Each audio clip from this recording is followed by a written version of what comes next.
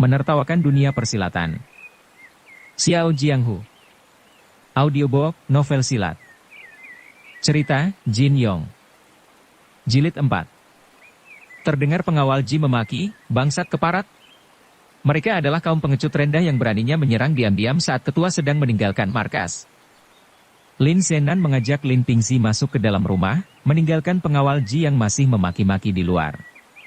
Mereka melihat Nyonya Wang telah membentangkan kedua bendera tadi di atas dua buah meja. Ayah dan anak itu semakin kesal menyaksikan keadaan panji-panji tersebut. Tampak sulaman gambar singa jantan pada bendera yang satu telah kehilangan matanya, sementara bendera yang lainnya, yang bertuliskan Biro Ekspedisi Wei, telah kehilangan huruf Wei. Lin Zenan seorang yang sangat sabar dan jarang sekali marah. Namun begitu melihat panji-panji kebesaran keluarganya dirusak orang, rasa gusarnya sulit terbendung lagi. Tangannya lantas menggebrak meja dengan keras, sampai-sampai salah satu kaki meja itu patah dibuatnya. Lin Pingxi ketakutan dan berkata dengan gemetar, "Ayah, ini semua adalah kesalahanku. Akulah penyebab semua kekacauan ini."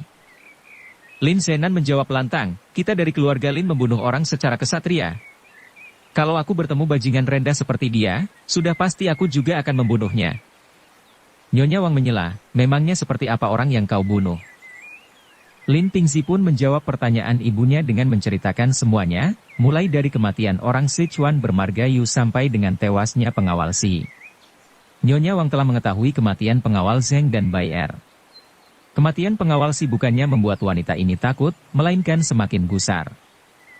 Sambil menggebrak meja, ia bangkit dan berkata, "Suamiku, mana mungkin kita biarkan Biro Ekspedisi Wei direndahkan orang seperti ini? Mari kita kumpulkan orang-orang dan bersama-sama kita berangkat ke Sichuan menuntut keadilan kepada perguruan Qin Cheng. Jika perlu, aku akan mengajak ayah dan kedua saudaraku sekalian." Sifat Nyonya Wang sejak kecil memang pemarah. Sewaktu masih gadis ia sudah terbiasa mencabut golok hanya karena masalah sepele. Ia sendiri berasal dari keluarga Golok Emas Wang, yaitu sebuah keluarga terhormat dan sangat disegani di kota Luoyang. Itulah sebabnya sampai sekarang ia lebih akrab dipanggil dengan sebutan Nyonya Wang daripada Nyonya Lin. Meskipun ilmu silat Nyonya Wang tidak terlalu tinggi, namun orang-orang yang berselisih dengannya lebih memilih untuk mengalah, mengingat nama besar sang ayah, yaitu Wang Yuanbasi Golok Emas tanpa tanding. Sampai sekarang meskipun ia sudah bersuami dan putranya juga sudah tumbuh besar, namun sifat pemarah Nyonya Wang masih tetap tidak berubah. Mendengar saran sang istri, Lin Zenan menjawab, "Masalahnya kita belum tahu dengan pasti siapa yang menjadi musuh kita. Belum tentu pelakunya benar-benar dari perguruan Qin Cheng. Namun siapapun mereka, aku rasa mereka tidak akan berhenti sampai di sini hanya dengan membunuh dua pengawal dan merusak tiang bendera kita." "Memangnya mereka mau apa lagi?" sahut Nyonya Wang menukas. Lin Zenan diam tidak menjawab, melainkan hanya melirik ke arah Lin Pingxi. Anehnya, Nyonya Wang langsung paham maksud suaminya. Mendadak wajahnya berubah pucat dan jantung pun berdebar-debar.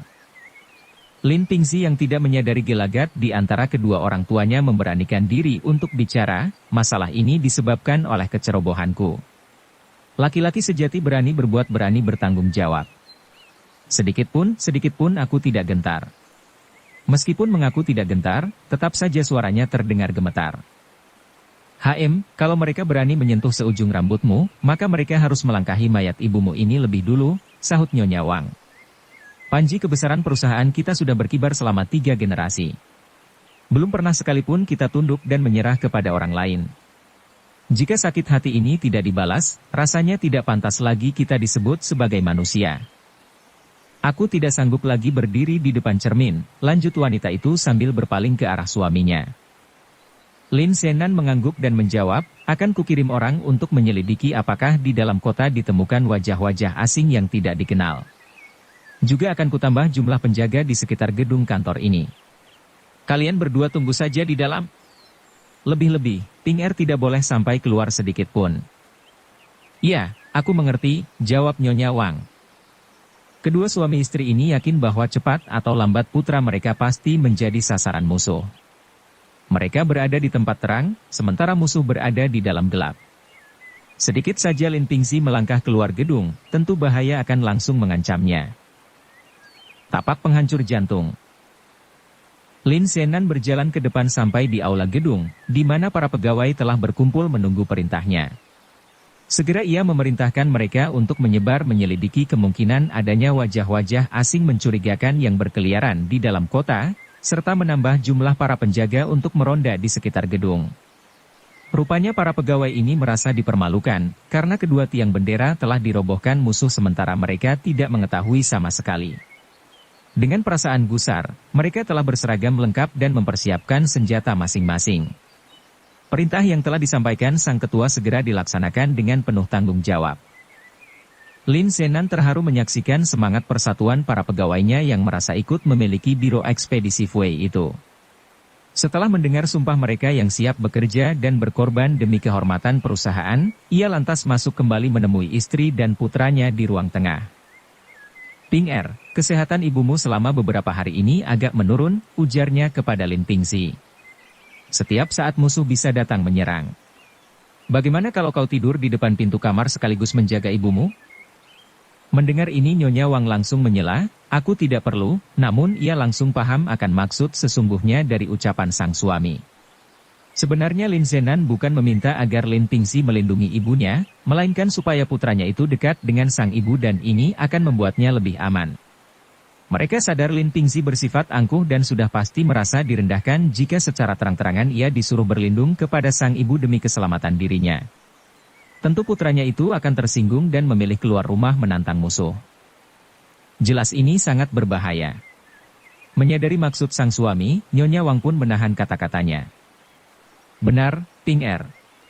Ibu sedang tidak enak badan. Ayahmu biar memimpin para pegawai, sementara kau menjaga di luar kamar ibu. Bagaimana kalau musuh sampai datang dan menyusup kemari? Tentu ibu sangat membutuhkan bantuanmu, ujar wanita itu kemudian. Sudah pasti aku akan menemani ibu di sini, jawab Lin Pingzi tanpa ragu. Malam itu Lin Pingzi pun tidur di atas ranjang yang telah diletakkan di luar kamar orang tuanya. Pintu kamar sengaja dibiarkan terbuka agar Nyonya Wang bisa melihat keadaan putranya setiap saat. Lin Zenan sendiri berjaga di luar bersama para pegawai. Sampai cukup lama mereka tidak menemukan tanda-tanda musuh kembali menyerang. Merasa keadaan sudah lebih aman, Lin Zenan pun masuk ke dalam kamar dan tidur di samping sang istri. Meskipun demikian, pedangnya tetap dipersiapkan di samping bantal. Begitu matahari terbit tiba-tiba terdengar suara seorang pegawai memanggil-manggil dari luar jendela dengan suara lirih, "Tuan muda! Tuan muda!" Lin Pingzi yang semalaman tidak bisa tidur, pagi itu masih pulas karena baru bisa memejamkan mata saat fajar menyingsing. Bukan ia yang terbangun oleh panggilan itu melainkan Lin Zenan yang segera bangkit dan bertanya, "Ada masalah apa?"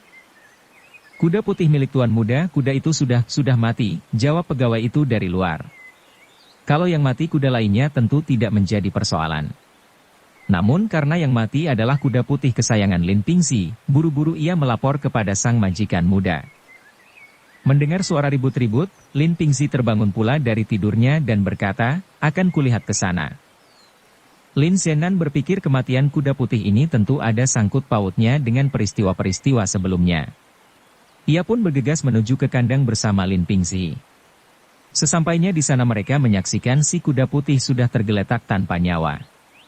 Sebagaimana kasus kematian yang terjadi sebelumnya, kali ini juga tidak ditemukan bekas luka apapun pada tubuh hewan tersebut. "Apakah semalam terdengar suara ringkikan kuda atau keributan lain yang mencurigakan?" tanya Lin Zenan. "Tidak, Tuan. Tidak ada sama sekali," jawab si tukang kuda. Lin Zenan memegangi tangan Lin Pingzi yang meraba-raba bangkai kuda kesayangannya itu. "Sudahlah, nak. Ayah akan memberikan kuda baru yang lebih bagus untukmu," ujarnya menghibur. Lin Pingzi hanya diam termangu sambil meneteskan air mata. Tiba-tiba seorang pegawai yang tidak lain adalah Chen Qi datang dengan napas terengah-engah. Ia berkata dengan suara gemetar, "Ketua, ini celaka. Sungguh celaka. Para pengawal kita telah terbunuh semua. Mereka mati dibunuh hantu gentayangan itu." "Apa katamu?" "Mati semua," sahut Lin Zenan dan Lin Pingzi bersamaan. "Benar, mati semua," jawab Chen Qi tegang. "Siapa saja yang mati?" sahut Lin Pingzi gusar. Tanpa sadar tangannya mencengkeram kerah baju Chen Qi dan menariknya ke depan. Tuan muda. Tuan muda mati, jawab Chen Qi ketakutan. Lin Zenan sangat gusar mendengar jawaban ini. Dalam dunia persilatan, seseorang yang masih hidup dikatakan mati adalah suatu pantangan besar karena dianggap dapat memendekkan umur orang itu. Namun karena Chen Qi mengucapkannya tanpa sengaja, ia pun menahan amarahnya dan berusaha menenangkan pikiran. Sejenak kemudian, kembali terdengar suara ribut-ribut di luar. Di mana ketua? Kami harus segera melapor, seru seorang pegawai dari luar kandang. Hantu gentayangan ini sangat ganas. Apa yang harus kita lakukan? Aku di sini, jawab Lin Zenan berteriak. Ada apa lagi ini? Seorang pengawal dan 3 orang pengiring segera masuk ke dalam kandang. Pengawal itu berkata, Ketua, para pengawal yang tadi malam ronda tidak ada yang kembali dengan selamat. Lin Zenan terperanjat. Semula ia berpikir ada seorang pegawai lagi yang mati, namun ternyata yang menjadi korban adalah semua pegawainya yang berangkat meronda tadi malam. Padahal, ia ingat semalam telah mengirim 23 orang pengawal untuk meronda di sekeliling kota. Apa kau yakin mereka mati semua? Sahutnya kemudian. Mungkin saja mereka masih meronda dan belum kembali sampai siang ini. Pengawal itu menggeleng dan menjawab, tapi kami telah menemukan 17 sosok mayat. 17 mayat, sahut Lin Zenan dan Lin Pingxi kembali bersama-sama. Perasaan ngeri tergambar jelas di raut wajah mereka. Benar, Ketua. Jumlahnya ada 17 mayat.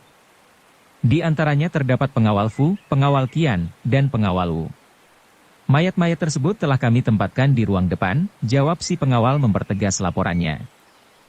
Tanpa banyak bertanya lagi Lin Zenan bergegas menuju ke ruang depan gedung perusahaannya.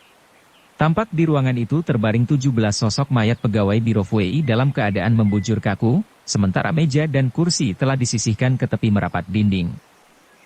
Para pegawai yang meronda kembali tanpa nyawa.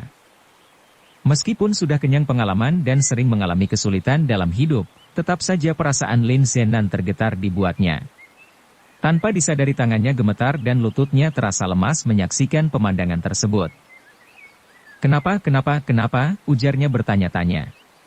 Suaranya kering dan nyaris tak terdengar oleh yang lainnya. Tiba-tiba terdengar lagi suara ribut di luar, ya ampun. Pengawal Gao yang baik juga menjadi korban. Kali ini yang masuk adalah 5 orang tetangga dengan menggotong selembar papan pintu di mana jasad pengawal Gao terbaring di atasnya. Sewaktu membuka pintu tadi pagi, saya terkejut karena melihat mayat Tuan Gao sudah tergeletak di jalanan. Mungkin ia terkena penyakit menular atau diganggu makhluk halus. Saya pun meminta bantuan para tetangga yang lain untuk membawa jenazahnya kemari, ujar salah seorang tetangga memberi penjelasan kepada Lin Zenan. Terima kasih banyak, jawab Lin Zenan sambil memberi hormat. Kepada seorang pegawai ia memberi perintah, sampaikan kepada kasir untuk memberikan 3 tael perak, masing-masing kepada para tetangga yang baik ini, sebagai rasa terima kasih dariku. Namun para tetangga tidak tega menerima hadiah tersebut.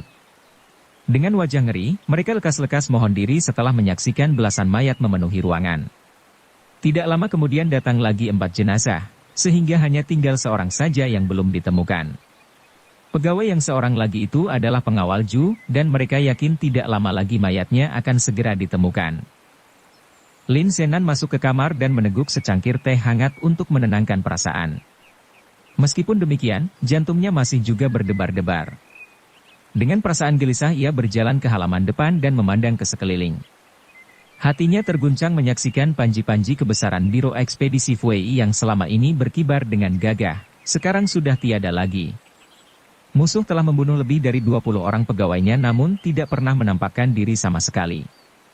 Mereka juga tidak pernah mengumumkan latar belakang dan tujuan pembantaian ini. Perlahan Lin Zenan berpaling ke arah papan nama bertuliskan huruf emas yang terpasang di atas pintu gedung.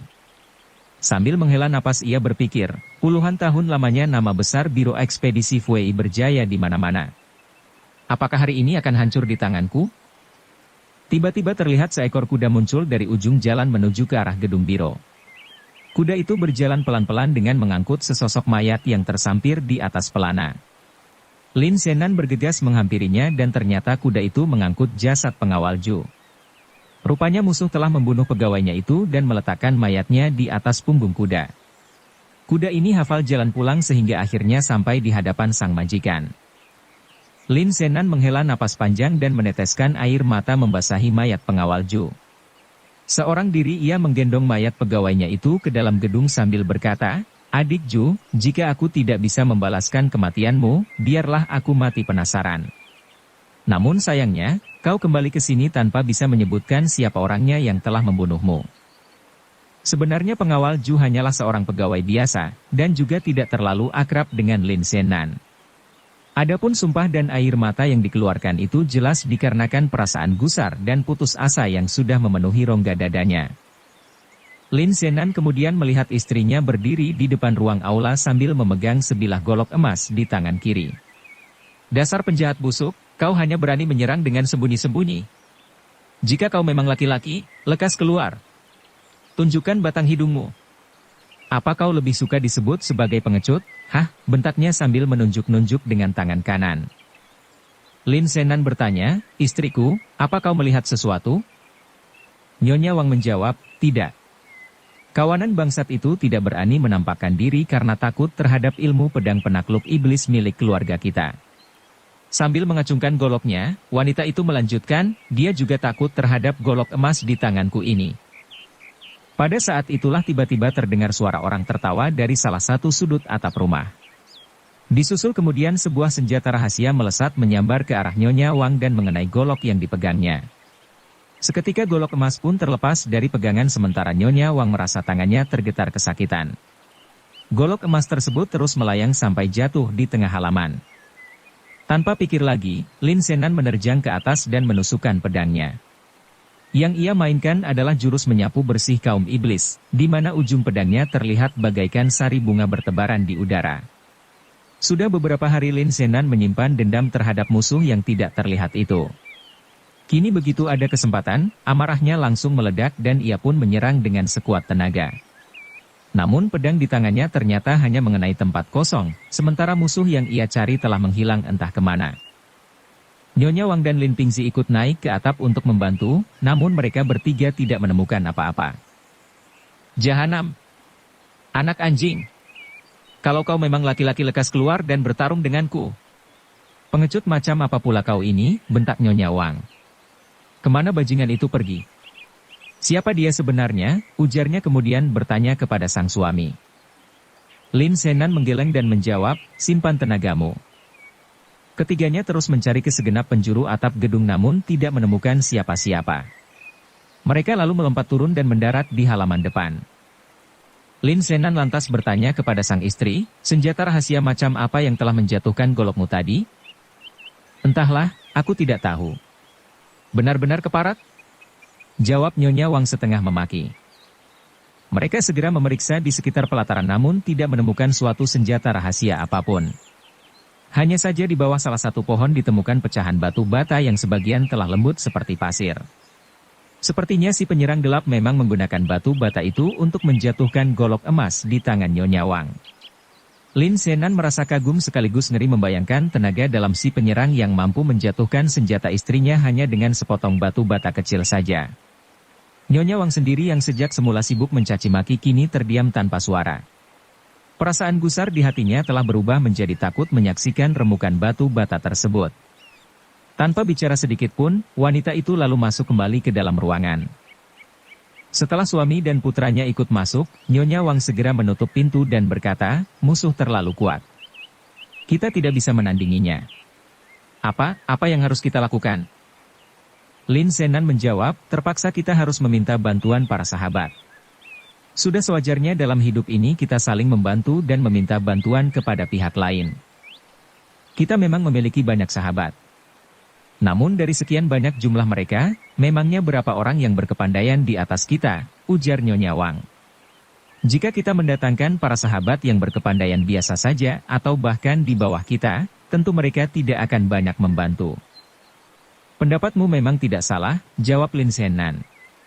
"Tapi dengan adanya banyak orang tentu akan menghasilkan banyak pikiran.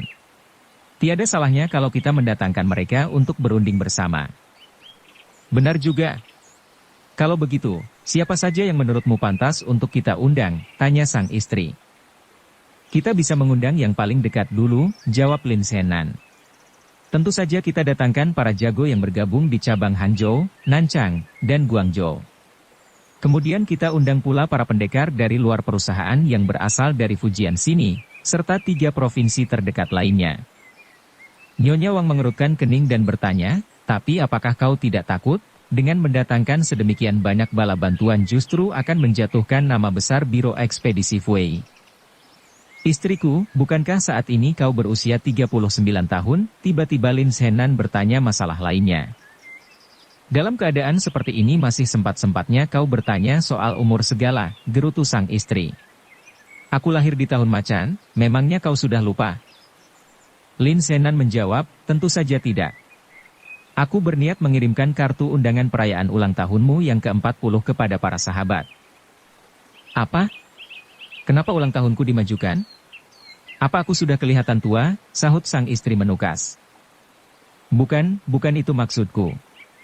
Rambutmu masih hitam dan belum beruban, mana mungkin orang menganggapmu sudah tua, ujar Lin Shenan sambil menggeleng.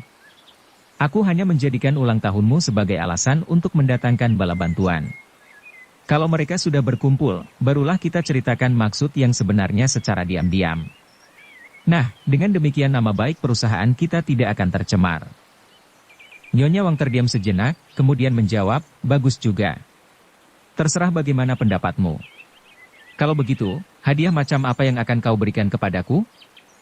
Sudah pasti hadiah yang paling berharga, jawab Lin Shenan dengan berbisik di telinga istrinya. Tahun depan kita akan memiliki bayi yang gemuk dan lucu. Dasar bandot tua. Keadaan sudah seperti ini masih juga bercanda, gerutu Nyonya Wang dengan muka merah. Lin Shenan tertawa sambil melangkah menuju kantor untuk menyuruh kasir menyiapkan kartu undangan. Ia sengaja bergurau demi mengurangi kegelisahan istrinya, meskipun perasaannya sendiri sangat tertekan. Diam-diam ia merasa bimbang juga dengan keputusannya itu. Air dari tempat jauh susah memadamkan kebakaran di tempat dekat. Malam ini tentu akan terjadi peristiwa lagi. Bila harus menunggu datangnya bala bantuan, aku khawatir saat mereka datang, perusahaan ini sudah tinggal nama, katanya dalam hati. Begitu tiba di depan pintu kantor, tiba-tiba Lin Shenan disambut 2 orang pegawainya yang terlihat sangat pucat karena ketakutan. Mereka berkata, celaka, ketua. Ada apa lagi ini? Tanya Lin Shenan dengan jantung berdebar-debar. Tadi, kasir dong menyuruh Lin Fu pergi membeli peti mati. Tapi baru saja sampai di ujung jalan timur, mendadak Lin Fu roboh dan meninggal, jawab salah seorang di antara mereka. Di mana? Di mana mayatnya sekarang? Tanya Lin Shenan mendesak kedua pegawainya itu. Masih di tempat dia terbunuh, jawab si pegawai. Bersambung ke jilid 5. Dukung kami dengan subscribe, follow, like, komen dan share. Terima kasih.